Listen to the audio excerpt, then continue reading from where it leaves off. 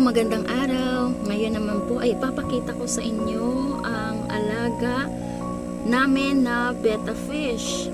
Mahilig kasi sa mga betta fish at guppies yung aking husband. Kaya ayan ipapakita ko sa inyo ang mga betta fish dito sa aquarium.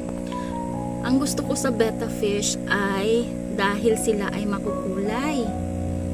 Yan tsaka maganda yung kanilang mga fins. Ito kulay red tsaka blue. Ito naman yung isa ay very dark blue tsaka red ang kanyang kulay. Sinasabi din nila na maswerte daw ang nag-aalaga ng betta fish kasi may mga katangian talaga din sila na very unique. Fighter ang betta fish na ito. Yung mga mas longer ang kanyang fins ay lalaki yan. Tapos yung shorter ay babae. Yan ito.